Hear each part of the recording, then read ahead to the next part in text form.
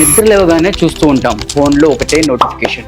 ఒకరు మన ఫోటోని లైక్ చేస్తారు, ఇంకొకరు ఫ్రెండ్ రిక్వెస్ట్ పంపిస్తారు, ఒక అజ్ఞాతవాసి హాయ్ అంటాడు, మనం కూడా హలో అంటాం. సో అక్కడి నుంచే మొదలవుతుంది మోసాల ముసుగు.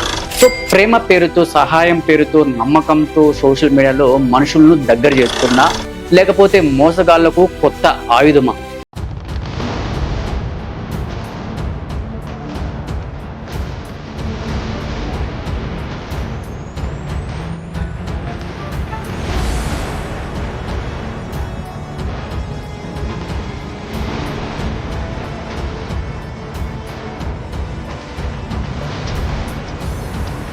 సో ఇటీవల మనం చూసుకున్నట్లయితే మదనపల్లి, అంటే మన అన్నమయ్య జిల్లా మదనపల్లిలో అయితే అమ్మాయి ఫేస్బుక్ లో పరిచయమైన వ్యక్తి చేతిలో అయితే మోసపోయింది.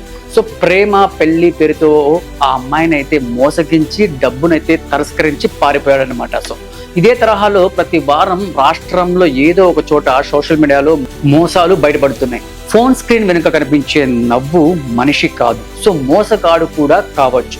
ఒక లైక్ తో మొదలైన పరిచయం, ఒక వీడియో కాల్ తో విశ్వాసం, ఒక స్క్రీన్ షాట్ తో జీవితాంతం నష్టం. సో ప్రతిరోజు వేలాది మంది సోషల్ మీడియా ద్వారా కొత్త పరిచయాలు అయితే పెంచుకుంటున్నారు. కానీ ఆ పరిచయం మన జీవితాన్ని పెంచుతుందా, లేకపోతే నాశనం చేస్తుందా? ఇది కేవలం కథ కాదు, ఇది ఒక వాస్తవం. ప్రతి ఇంట్లో జరుగుతుంది డిజిటల్ మోసం. సో ప్రేమ పేరుతో మోసం, డబ్బు కోసం మోసం, ప్రాణాలపై దాడి చేసే మోసం. సో ఇది మన సమాజం ఎదుర్కొంటున్న కొత్త ప్రమాదం అని చెప్పుకోవచ్చు. సోషల్ మీడియాలో మోసాలు ప్రేమ, డబ్బు, ప్రాణాలు ముఖ్యంగా. సో ఒక ఉదాహరణ అయితే తీసుకుందాం. సో మన మదనపల్లిలో ఒకటి జరిగిందనమాట ఈ సిచ్యువేషన్. వాళ్ళ సంభాషణ ఎలా ఉందంటే, హలో మీరెవరు? నేను అర్జున్, నీ ఫోటో చూశాను, చాలా ఇన్నోసెంట్ గా ఉన్నావు. అలా మొదలైంది వాళ్ళ పరిచయం. సో ఆమె పేరు వచ్చి చెప్పకూడదు, సో ఆమె పేరు సంథింగ్. సో మన మదనపల్లి పట్టణంలో బీకాన్ చదువుతుంది ఒక సాదాసీదా అమ్మాయి. ఒక రోజు ఇన్స్టాగ్రామ్ లో ఫ్రెండ్ రిక్వెస్ట్ అయితే యాక్సెప్ట్ చేసింది. అప్పటి వరకు సోషల్ మీడియా అంటే ఒక టైం పాస్ అనుకునింది అనమాట అమ్మాయి. సో కానీ ఆ రోజు నుంచి అదే జీవితం అయిపోయింది తనకి. మొదట చాట్, తర్వాత వీడియో కాల్, తర్వాత ఐ లవ్ యూ. అప్పుడు అక్కడున్న అర్జున్ అన్నాడు, నేను నీతో లైఫ్ స్పెండ్ చేయాలనుకుంటున్నా అని అన్నాడు. సో తనైతే మొత్తానికైతే నమ్మింది, ఎందుకంటే ప్రతిరోజు ఫోన్ లో వినిపించే మాటలు అఫెక్షన్ గా కనిపించింది అనమాట. సో ప్రతిరోజు రాత్రి 12 దాటాక కూడా వాళ్ళు మాట్లాడుకునే వాళ్ళు అనమాట. సో మొత్తానికి ఆమె చదువులో కాన్సన్ట్రేషన్ అనేది తగ్గిపోయింది, but mind full of love లో ఉందన్నమాట. ఒకరోజు అర్జున్ అంటాడు, నా బిజినెస్ లో కొంచెం స్మాల్ ప్రాబ్లం వచ్చింది, 50,000 రూపాయలు అర్జెంట్ గా కావాలి, రేపు తిరిగి ఇచ్చేస్తా అంటాడు. మొదటగా అమ్మాయి భయపడుతుంది అనమాట. సో ట్రస్ట్ చేసి ఉంటుంది కాబట్టి ట్రస్ట్ తో తన అమ్మ దగ్గర గోల్డ్ తీసుకొని పొదుపు షాప్ లో పెట్టేసి అతనికి ఆ 50,000 పంపించేసింది అనమాట. ఆ తర్వాత రోజు Arjun phone switch off. So 3 రోజులు, 1 వారం, 10 రోజులు calls unreachable. So Instagram, WhatsApp block. మొత్తానికి ఈ అమ్మాయి పోలీస్ స్టేషన్కి అయితే వెళ్తుంది అనమాట. అప్పుడు అక్కడ కానిస్టేబుల్ ఇలా అడుగుతాడు, ఎక్కడ కలిసావు అని. సో ఇన్స్టాగ్రామ్ లో సార్ అని చెప్తుంది. అంటే మీరు ఫేస్ టు ఫేస్ కలవలేదా అని అడుగుతాడు అనమాట. లేదు సార్ అని చెప్తుంది. సో వీడియో కాల్స్ లో మాత్రమే అని చెప్తుంది. సో అక్కడే ఆ అమ్మాయికి అర్థమైంది, అర్జున్ అనే వ్యక్తి నిజంగా లేడని, అదొక ఫేక్ అకౌంట్ అని. వాడి ప్రొఫైల్ ఫోటో కూడా ఒక మోడల్ దగ్గర నుంచి తీసిన పిక్ లా ఉంటది అనమాట. ఇదంతా విని తను సూసైడ్ అటెంప్ట్ చేసింది అనమాట. సో మొత్తానికైతే దేవుడు కాపాడాడు. తర్వాత సైబర్ క్రైమ్ పోలీసులు కంప్లైంట్ ని రిజిస్టర్ అయితే చేశారు. ఐపీ అడ్రస్ ట్రేస్ చేసి చూడగానే 3 గ్యాంగ్స్ వాళ్ళైతే దొరికారనమాట. సో వాళ్ళ ఏంటి అసలు, అమ్మాయిలు నమ్మకం పొందడం అనమాట, పర్సనల్ ఫొటోస్ ని కలెక్ట్ చేయడం అనమాట, తర్వాత బ్లాక్ మెయిల్ చేయడం అనమాట. ఇలా సోషల్ మీడియాలో ప్రతిరోజు ఇలాంటి 100 ఫేక్ ప్రొఫైల్స్ అయితే క్రియేట్ అవుతున్నాయి. సో ఇంటి లోపల కూర్చునే మోసగాళ్ళు మన మనసుల్లోకి అయితే చొరబడుతున్నారు. సో ప్రేమ పేరుతో, నమ్మకం పేరుతో జీవితాలను అయితే ధ్వంసం చేస్తున్నారు. సోషల్ మీడియాలో ఉన్న ప్రతి లైక్, ప్రతి చాట్ వెనుక ఒక ప్రమాదం దాగి ఉంటుంది. సో అలాంటి అమ్మాయిలు ఇక మోసపోవద్దండి. సో చిన్న డౌట్ వచ్చిన వెంటనే స్టాప్ అవ్వండి. సోషల్ మీడియాలో ఫ్రెండ్షిప్ అంటే టైం పాస్ కాదు, సో జీవితం టోటల్ గా మార్చేసే డెసిషన్. జాగ్రత్త. పోలీసులు దర్యాప్తు క్రమంగా ఆ మోసపు తంతినైతే విప్పింది. ముందు ఒక ప్రొఫైల్ అనుకున్నది అసలే కాదు, అది పూర్తిగా నెట్వర్క్ తో నడుస్తున్న సైబర్ మాఫియా ఆపరేషన్ అని చెప్పుకోవచ్చు. సో వాళ్ళ పని మనసు నమ్మించడం, డేటాను దోచుకోవడం, తర్వాత డిసపియర్ అవ్వటం. అసలు వీళ్ళ మాఫియా ఎలా పనిచేస్తుంది? ఈ నెట్వర్క్ కి హెడ్ క్వార్టర్స్ లాంటి ఆఫ్రికా, మలేషియా మరియు కొందరు హైదరాబాద్, ఢిల్లీ, బెంగళూరు అని చెప్పుకోవచ్చు అనమాట. అక్కడి నుంచి వీళ్ళు ఆపరేట్ చేస్తారు. ఇది నార్మల్ హ్యాకర్స్ గ్యాంగ్ పని అయితే కాదనమాట. ఇది కేవలం సైకాలజికల్ ఇంజనీరింగ్ లో ట్రైనడ్ అయిన గ్రూప్ అని చెప్పుకోవచ్చు.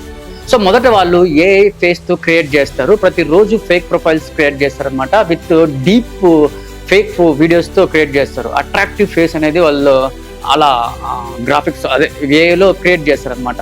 సో వాళ్ళ టోన్ కూడా ఇంగ్లీష్లో మంచి టోన్గా ఉంటుంది, స్టైలిష్గా కూడా ఉంటుంది అన్నమాట. తర్వాత టార్గెట్ ఐడెంటిఫికేషన్. ముందుగా యంగ్ ఉమెన్ సోషల్ మీడియాలో యాక్టివ్గా ఉన్న అకౌంట్స్కి అయితే వీళ్ళు టార్గెట్ అనమాట. సో రీసెంట్లీ బ్రేకప్ జరిగిన పోస్ట్ ఉంటాయి కదా, దాన్ని బేస్ చేసుకుని వీళ్ళు టార్గెట్ చేస్తారనమాట. సో ఫీలింగ్స్ లోన్లీ అని ఇలా పోస్ట్ పెడుతుంటారు కొంతమంది స్టేటస్లో కానీ ఇన్స్టాగ్రామ్ లో కానీ. సో ఇలా ఎమోషనల్ వెల్నరబిలిటీని అనాలిసిస్ చేస్తారనమాట యూజింగ్ ఆటోమేటెడ్ టూల్స్ తో అనమాట. సో తర్వాత మొదట మెసేజ్ సింపుల్ గా ఉంటది అనమాట, hi I like you vibe అని చెప్పేసి మొదట ఫ్రెండ్లీగా, తర్వాత ఎమోషనల్ అనమాట. సో 3 weeks లో కనెక్షన్ స్ట్రాంగ్ అయితే గ్యాంగ్ లో నెక్స్ట్ స్టేజ్ స్టార్ట్ చేస్తారనమాట. ఫేక్ వీడియో కాల్ అనమాట, మ్యానిపులేటెడ్ స్క్రీన్ రికార్డింగ్ చేస్తారు, తర్వాత ఎమోషనల్ డిపెండెన్సీ, తర్వాత ఒక్కసారి విక్టిమ్ హార్ట్ లో ట్రస్ట్ ఎస్టాబ్లిష్ అయితే అవుతుంది అనమాట. తర్వాత నెక్స్ట్ స్టెప్ ఏంటంటే మనీ ట్రాన్స్ఫర్ చేయడం అనమాట, ఇంటిమేట్ కంటెంట్ కలెక్ట్ చేయడము, సో ఐడెంటిటీని యాక్ట్ చేయడము, ఇలాంటివి అయితే స్టార్ట్ చేస్తారు. సో మొత్తానికి ఈ మనీ ఫ్లో ఎలా జరుగుతుందంటే విక్టిమ్ నుండి పేమెంట్ అంటే స్మాల్ యూపీఐ అకౌంట్స్ లో అయితే కలెక్ట్ చేస్తారనమాట. తర్వాత ఫేక్ బిజినెస్ అకౌంట్స్ అంటే క్రిప్టో వాలెట్స్ లో కన్వర్ట్ చేస్తారనమాట వీళ్ళు.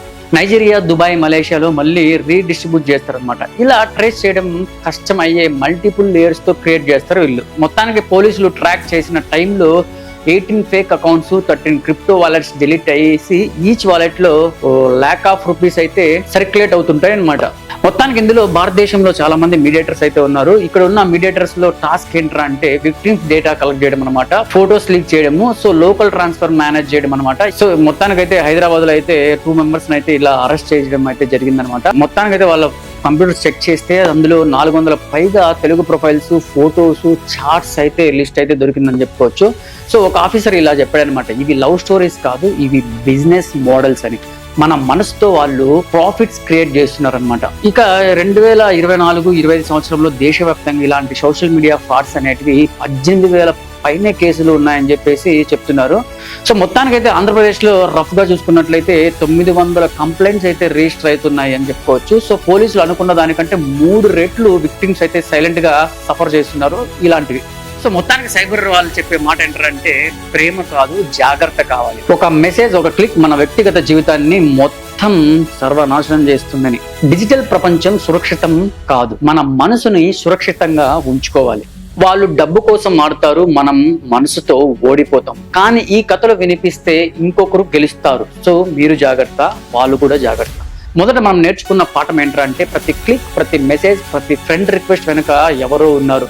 మనసు మాత్రమే కాదు, మన బుద్ధిని కూడా రక్షించుకోవాలి. ఇందులో ముఖ్యంగా పర్సనల్ డీటెయిల్స్ అనేది అస్సలు చేయకూడదు అనమాట. ఫోన్ నెంబర్ కానీ, ఫొటోస్ కానీ, బ్యాంక్ ఇన్ఫో కానీ, లొకేషన్ కానీ, డీటెయిల్స్ కానీ స్ట్రేంజర్ తో అస్సలు షేర్ చేయకండి. ముఖ్యంగా ఆన్లైన్ లో లవ్ స్టోరీస్ చెప్పేవాళ్ళు, అంటే లవ్ ప్రపోజ్ చేసేవాళ్ళు అస్సలు నమ్మకండి. ముఖ్యంగా ఫోటో, ప్రొఫైల్, మెసేజ్ లో సస్పిషియస్ అనిపిస్తే యాక్సెప్ట్ అస్సలు చేయండి. సో ఫేస్ టు ఫేస్ లేదా వీడియో కాల్ వెరిఫై చేయండి.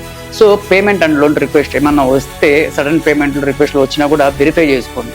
సో ఫ్యామిలీ, ఫ్రెండ్ అప్రూవల్ తీసుకొని దాన్ని ఇగ్నోర్ చేయండి.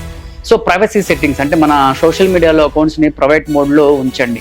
So profile photos, personal info limited audience కి మాత్రమే విజిబుల్ గా ఉండేటట్టుగా మీరు సెట్టింగ్ ఆన్ చేసుకోండి. ఏదైనా మీకు అన్యూజువల్ యాక్టివిటీ చూస్తే ఇన్స్టెంట్ గా సైబర్ పోలీసులకి లేదా హెల్ప్ లైన్ కాంటాక్ట్ చేయండి ఖచ్చితంగా. ముఖ్యంగా సోషల్ మీడియాలో అందిస్తుంది కనెక్షన్, నాలెడ్జ్, ఎంటర్టైన్మెంట్. కానీ ఒక్క కేర్లెస్నెస్ ఎంటైర్ లైఫ్ అయితే నాశనం అయితే చేయొచ్చు.